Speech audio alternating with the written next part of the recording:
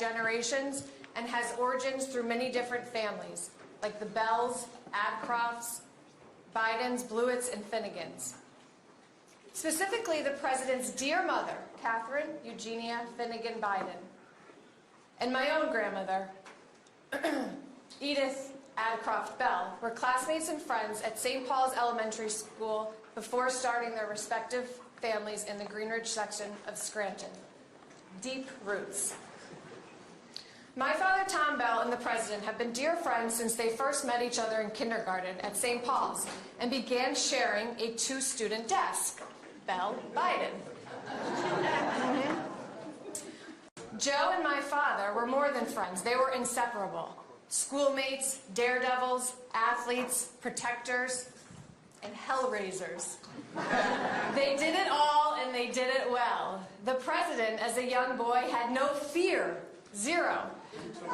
My father told us countless stories featuring acts like swinging from construction cranes at Marywood College to running through hot, cold dumps at coal mines throughout the city. All stories had a couple key facts. My father always ran the fastest, and the president was always the toughest and most successful at these tasks. These stories and the boys who starred in them formed not only the foundation of a lifelong friendship, but also molded a young boy named Joseph R. Biden, Jr., who went on to historical political success, but never, ever truly left Scranton, his friends, and family. I want to take a few moments to recount a couple of stories about President Biden that are personal to me, while also illustrative of the person he truly is.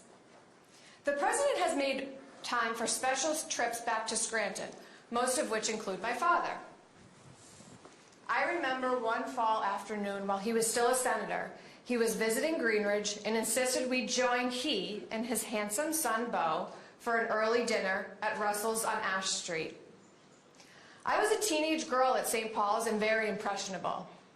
The president told me the early love story of he and Nelia, Beau's mom.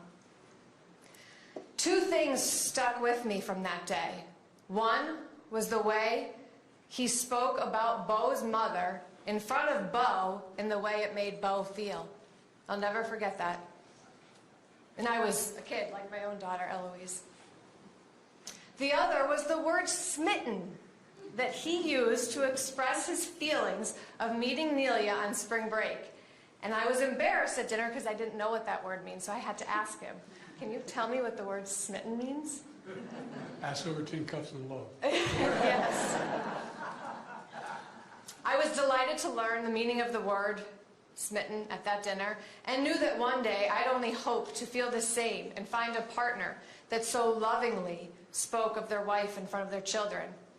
Luckily, that's exactly what happened when I met my own husband years later.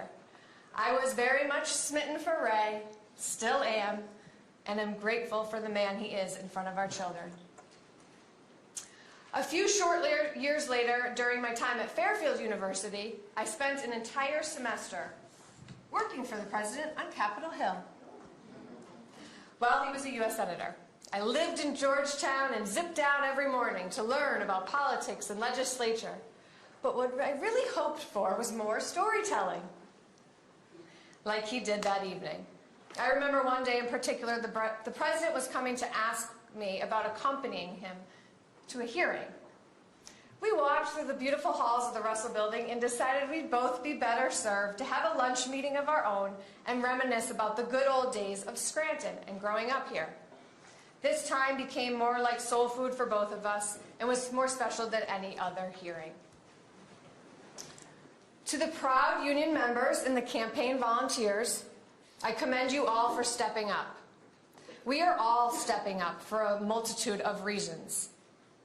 But let me reiterate why the Bell family has always stood with our dear friend, President Biden. 3 reasons: faith, family, and friendship.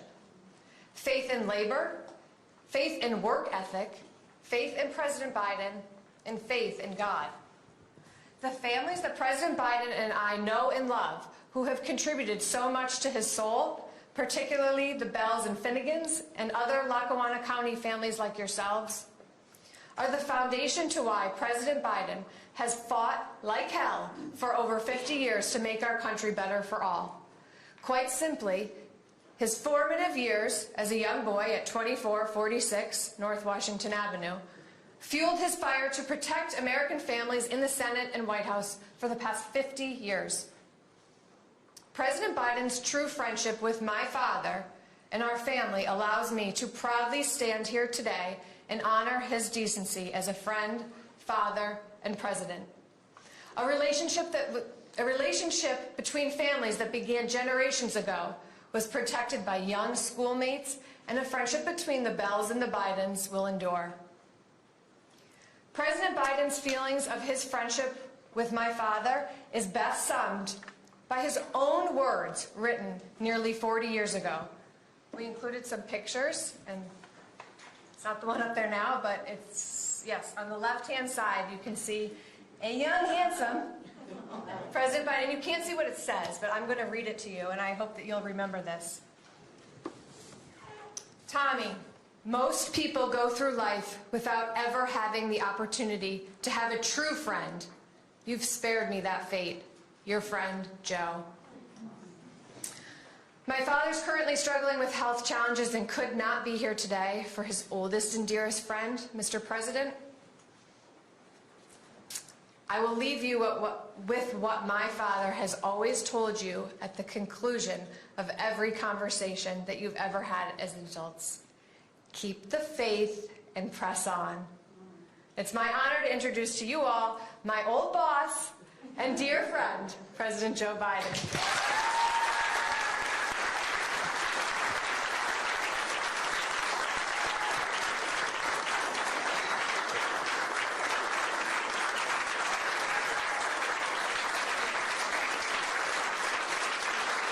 Guys, you come up here. Come on. Come on.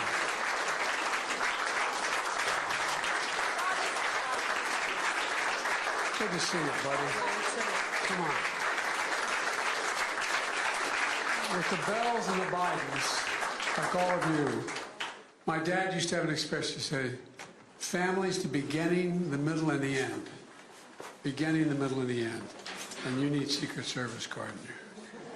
But folks, look, first of all, I want to thank the Carpenters Union. They've been with me for my entire career. They've been loyal to me, and I think I've been loyal to them.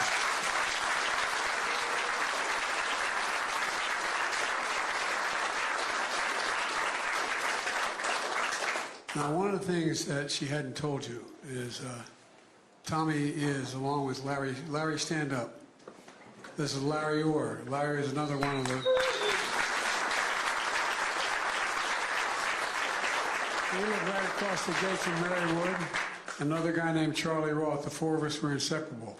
When things changed for my dad up in Scranton and lost his job, we moved back to Delaware, where he was from. And when he originally, that's where he came from, Delaware to Scranton. And I'd come home, though, for every holiday, almost all summer. And when I fell in love when I was in law school, I wasn't even in law school, I was in college. I went on spring break. I had my $85 from a tax return. And, oh, you think I'm kidding? I'm not. And my dad didn't own, but he ran an automobile dealership. And so I had a car, and I put 5 guys in the car. They all chipped in to pay the way down. We went to Lauderdale. Now, the problem is I'm going to lose a lot of credibility with all of you. But I'm the only Scrantonian and the only Irishman you ever met that's never had a drink in his life. Because too many people have too many drinks in their life. And so we got down to Fort Lauderdale, and all everybody was doing is drunk most of the time. And I found out that there was a possibility of being able to get on a plane for $20, $22, round trip to go to Nassau. So I thought, well, there may be some nice girls in Nassau. The only reason we all came down.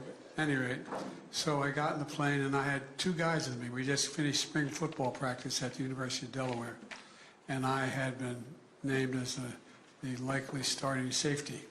that year and next year. And so we started off, and a guy named, his nickname was Mike, it was Mike McCran, called him Crash McCran. He looked like Rock Hudson and acted like it. And a guy named Fred Sears who ran one of the biggest banks in Delaware later. And so we went to the British Colonial Hotel. We actually found a bunch of guys from Michigan. We slept on the floor of their place. And we went to go to the beach. Turns out all the beaches in Nassau, public beaches, there's none of the college girls. They're all locals, and there's not many people.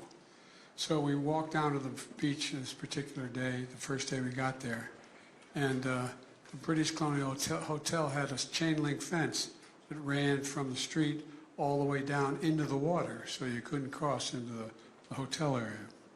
And so we wondered what the heck we're going to do. Turns out a bunch of folks going in had thrown their towels, saying British Colonial Hotel on it, over the chain link fence. So I had an idea. We each grabbed a towel, put it around us, and we walked in the front door. No, I'm serious, true story. The British Colonial Hotel. And we walked in, we acted like, and you walked in and you had the registration on the left and down the center, but straight ahead, like from here, half again, the distance from the back wall, was the glass looking out of the swimming pool, and then beyond the swimming pool onto the ocean. And so we just walked in like we belonged there and walked right out. And I'm standing there, and we're all looking around, and I saw this beautiful young woman. I said, I'm going to go talk to her.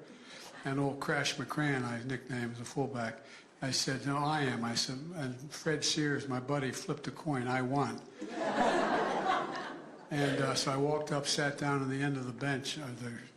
The sun was coming from toward the water, and it was later, and toward the water. And I sat in the end of the chaise lounge, and I said, my name's Joe Biden.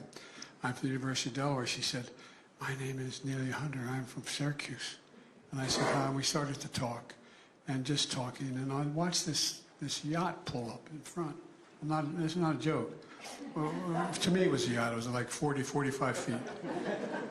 And I see this guy with a white hat on, white, uniform pants, and the shoes and the whole deal. And he gets in a little dinghy and he rows ashore. I'm talking to her like you're she, and I'm looking up, and I watch the guy pull up. He pulls the dinghy up onto the beach, and he starts walking toward us. I'm just watching him. And he walks straight to us, and he looks down at Nelia and says, Nelia, are we on for dinner tonight? I thought, oh, man. But what happened was, she looked and she said, oh, I'm sorry. There was a Wickwire family, a major highway contractor in New York, in Skaneateles, New York, in the state of New York. And they were neighbors. And she said, no, she said, Joe and I are going to go to dinner. And so with that, she left, and she was mortified. She said, I'm so sorry, but I didn't want to. I said, why don't we? I had a total of $42 left. But then you could buy a McDonald's hamburgers for 19 cents or something. So she said, well, I know a place we can go. And she's a very classy lady. She picked a place she thought I could afford. And so we walked into this particular restaurant, sat down. I ordered a hamburger because I didn't have any money. And the classy woman she ordered the same thing, like whatever it was. But anyway, and I was smitten by her. I really was. And, sometimes there's love at first sight. This really was. I was just taken by her. And she was really quiet, and she was lovely. And one thing led to another, and she said, the bill came, and the bill was $48. And I had 23, and I could feel under the table, I could feel this. I put my hand on it, she had $40 in my hand. Her father was fairly wealthy. He was a Navy cook, and in Auburn, if you know Auburn, New York, he had a large diner in Auburn, which was very profitable, and he also had the contracts to do Syracuse University. Anyway, he was a fairly wealthy guy. And so I took it and I said, I'm so embarrassed. She said, oh, it happens to my father all the time. So we're walking back to the hotel she was staying at. And I swear to God, I hadn't kissed her, we hadn't done a single thing together. And there was a chain that with posts and chain stopping the parking lot from coming out of And so like a horse's tail, I jumped over the chain, and I caught my ankle and fell. Totally mortified. She said, "Oh, that's okay." I said, "Are you okay?" I said, "Yes." And I got up and I looked at her, and I know, and this wasn't a joke. I looked at her, I said, "You know, I think I'm going to marry you. I give my word." And she looked at me, and we hadn't even kissed one another. She said, "I think so." From that time on, I quit the football team that year. I was spring practice next year, and I started commuting every single weekend. My dad ran an automobile agency, and I made money by there's a place called Mannheim Auto Auction and I would drive to Mannheim, and back in those days at Delaware, you could not have a car on campus. And so a lot of the guys I was with, they were happy to get a chance to drive a relatively new car. They paid $10 for every car we delivered back to Delaware.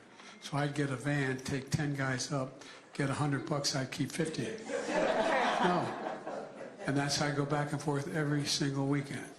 Every single weekend. And, but sometimes it just happens. Sometimes it just happens. And so no man deserves one great love, let alone two. When she was killed in that accident with my daughter as well, my two boys weren't expected to make it. They were only just 3 and just 4 years old. And what happened was that I got put on that 10 most eligible bachelors list in America. Got it, man. I thought it was a pretty cool thing. But I used to send more things to the Secret Service because I'd get women sending me pictures that I was afraid I'd get set up for. And unlike the guy running, I didn't take advantage of any of it. Anyway, to make a long story short, all kidding aside, I would just give them to the Secret Service. So I decided I really couldn't date anybody because every time I go out with somebody, I had more yentas in Delaware than you can imagine. Very nice to me. And so I just gave up. And I get a call from my youngest brother. He said, "Joe, I got just a girl for you." And he was at the University of Delaware at the time, as this girl was. She used to be 9 years younger than me. Now she's 25 years younger than me. So he said, "You'll love her. She doesn't like politics." And I met her, and the third date I went out with her, I realized I was going to marry her. No man deserves one great love, let alone two. So I've been an incredibly fortunate guy. Incredibly fortunate. And that's why I kept coming back up to Scranton, because what would happen is I would drive up after I paid my guys their money. I'd drive up on Friday through Scranton, up on 81, up into Syracuse, ex-Kenny Atlas Lake, and then go back, and I'd always stop at my Uncle Jack's house on the way back in Scranton. And you know, everybody's from Scranton, but no one ever leaves Scranton. It's in your, but at any rate, I don't know why the hell I told you that. Except you reminded me. It was my fault. No, but you know, look, folks, I ran for, I can't tell you how much I appreciate what you've done. It's a pretty basic thing for me. You may remember when I announced for president, I said I was running for 3 reasons initially. I said, one is to restore the soul of America. We lost a sense of decency that was in the way we campaign and what people say and how they talk to one another. And the second thing I said, I wanted to rebuild the middle class, because when the middle class works, everyone works. Everyone does better. I said, thirdly, I want to unite the country. And I was understandably by the national press viewed as they give me credit for being a fairly significant United States senator and able to cross the aisle and get a lot done. But they thought it was extremely naive. I don't know how we can lead the world when we can't unite ourselves. I really mean it. So we got a lot of work to do. And then I decided my son Bo ended up volunteering to go to Iraq. He was the Attorney General of the state of Delaware. And he came back. I was in, I think, 36, 38 times in Iraq and Afghanistan as a senator and as a vice president. And he came back. His hooch, where he slept, was only about 400 yards from a major burn pit. and the burn pit is about the size of a football field, probably 80 yards long, 30, 40 yards wide, burning everything from human waste to oil and the rest. And just like the 9/11 firemen got, my son came back after a year with glioblastoma, stage 4 glioblastoma, and I lost him. And I wasn't going to run again. I really wasn't. I give you my word, I had no intention of running again. And then along came what happened down in Charlottesville. And I talked to the mother who lost that daughter who was killed by these, coming out of a field in the United States of America in the year 2000, and I guess it was 16, 17, 18, in that range, but a little later, carrying torches, Ku Klux Klan, Nazi banners, I mean literally Nazi swastikas, and marching through the streets. And my future opponent, my present opponent, they asked him what he thought of it. He said there were very good people on both sides. And I'm going to say something that may sound outrageous to you, but I thought he's the antithesis of everything I believe, and I thought I could beat him. And that's why I ran. And so what's at stake now, folks, is our democracy. It's not hyperbole. You may remember when I got the nomination, first thing I did, I made a speech in Convention Hall, in Philadelphia, and I made a speech on democracy. And a lot of people said, "What's he doing that for?" Because it is at stake. We've never had this kind of campaign before, and so for me, it's not about whether or not you're left, right, or center, although it matters to my philosophy of government. But it matters about whether or not you're going to abide by the basic rules. You've got to have a sense of decency. I've never thought I'd see a time when I'm going through a neighborhood or a rural town in the West or something and see big signs that have a Trump sign in the middle that says F. Biden, and having a little kid standing with his middle finger, 7 years old, 8 years old. Well, I promise it happens all the time. It's not who we are. The point I'm making is this. We are, think of it this way. If the United States wasn't leading the world, who could step up to do it? No, not a joke. What other country? What other country? I've known every major world leader for the last 35 years. I know them all by their first names, not a joke, not because I'm important, because of the nature of my job when I was Foreign Relations Committee and a senior senator. And, you know, the rest of the world looks to us. I walk in a room, no matter whether it's the G7 or the G20, wherever it is, and they all look to me. Not me, Joe Biden, America. Because they know we are the essential nation. And, you know, Madeleine Albright wrote about us being this. She was absolutely right. Absolutely right. And we have a chance. We have an incredible chance to change the direction of the world without using American forces. We have an enormous chance. So I said before I ran, I was going to write a book on inflection points in American history, where the things that happen in a very short period of time can determine what the next 4, 5, 6 decades look like. We have a chance. We have a chance to change the dynamic in a way that we haven't had before. The post-war era is over. It's over. What's going to follow? And so when I started the book, I decided to run instead. I started the book, I talked about how technology has changed the direction of the world. Were it not for Gutenberg inventing the printing press, there would be no unity in Europe. They wouldn't have been able to communicate with one another at the period of time. All the way to the silly example of Nixon would probably be president, but for a televised debate where he perspired a great deal. And no, I'm not joking. I'm thinking these things matter. Even to now, look what's happening on TikTok. Look what's happening. What are the source of information? These press people are all honest and decent, and they take real risks. And not a lot, they don't all like me. But they, no, I'm serious. They're entitled to that. But they take real risks. But folks, think about it. Where do people get their news these days? All the data shows hardly anybody watches the nightly news in relative terms. Who reads the New York Times and the Wall Street Journal and so on? I mean, what percentage of people? So where do they get their news? And it's so easy to just flat out lie and not know what's true. So we got a lot at stake here, a lot at stake. But to me, it gets down to a basic thing.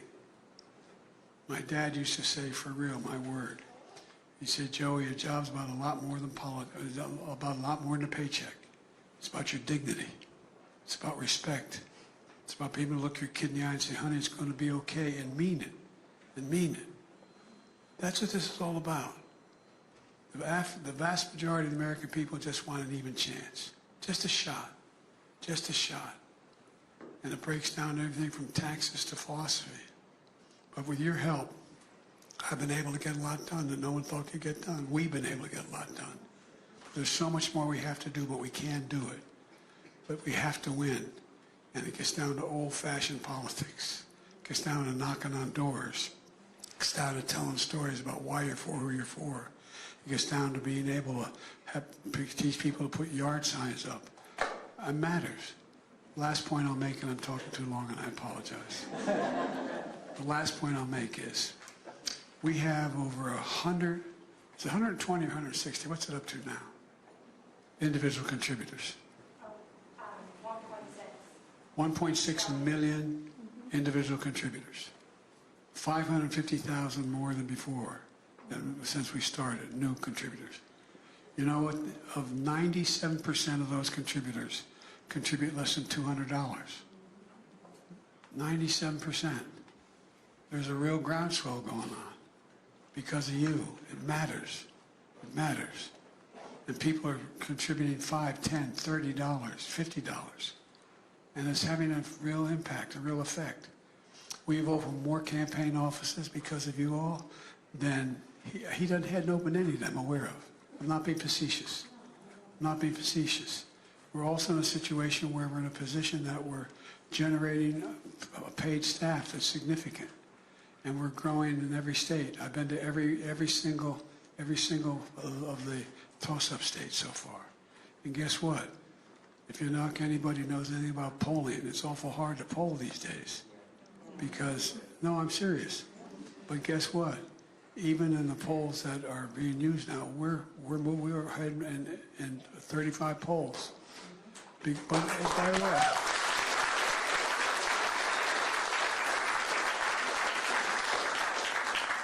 it's just about continuing to push.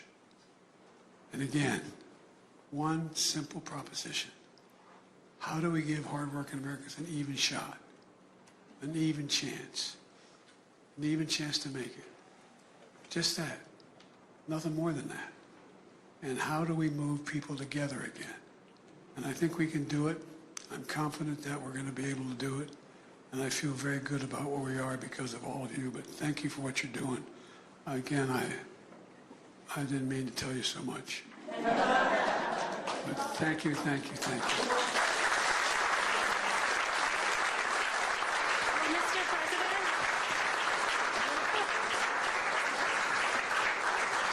I think we have a few folks eager to ask you questions, if we may. Sure. Absolutely. Sam. Mr. President, what made you run for president? Simple proposition, and I asked that question when I just came from my old home where I was raised in Scranton. A simple proposition that just simply, people just want a shot. They just want an even shot. And just to be able to realize the possibility that what they care about matter, what will happen. What made me run for president, in fact, when I moved from Scranton, my dad was born in Baltimore. They say Baltimore. Baltimore, and his dad was with the American Oil Company, and he opened up the American Oil Company, used Amoco, became, and the Blaustein family owned it.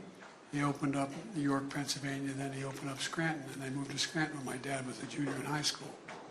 And, you know, it's, and so I was born in Scranton, and then we moved back to Delaware. We moved back to Delaware.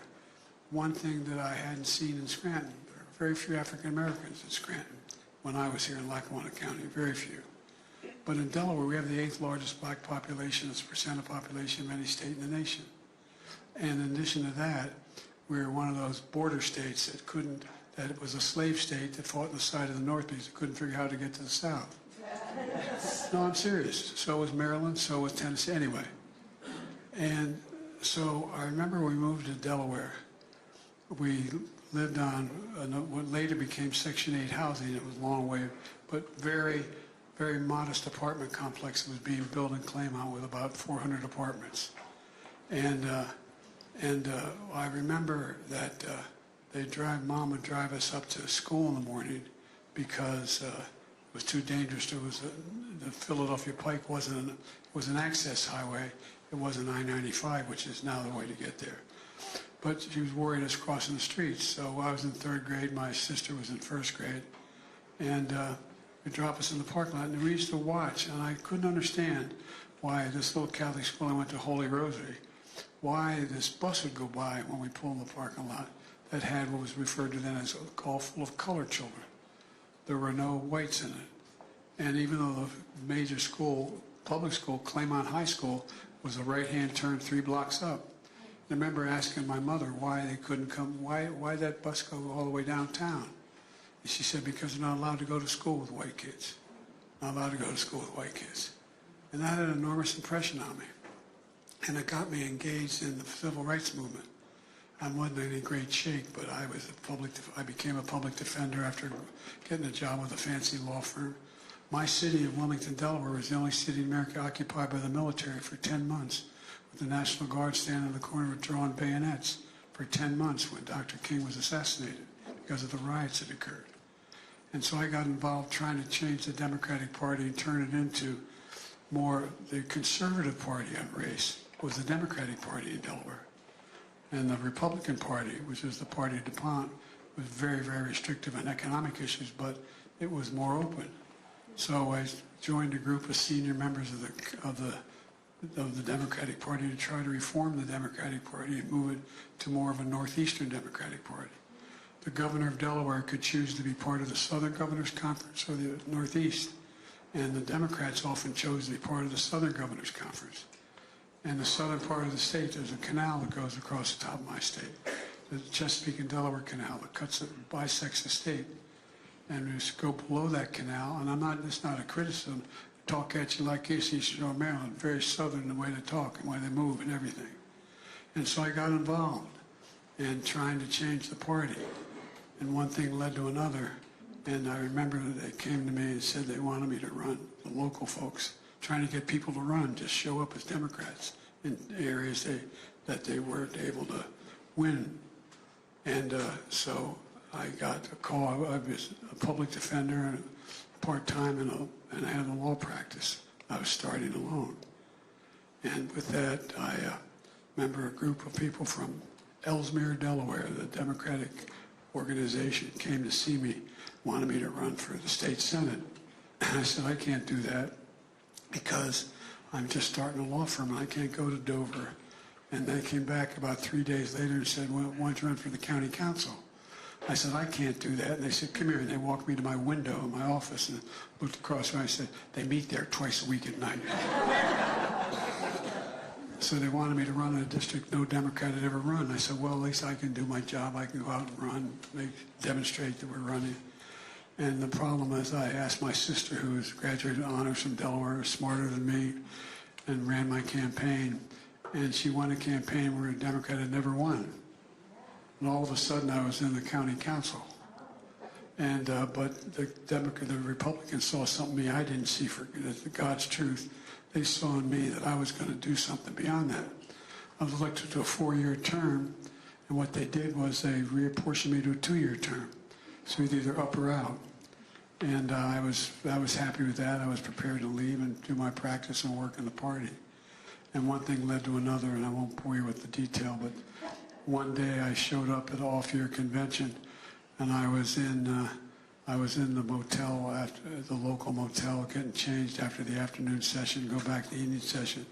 I'd come down with some young activists, a little older than me, but still young activists, who were involved in trying to reform the party.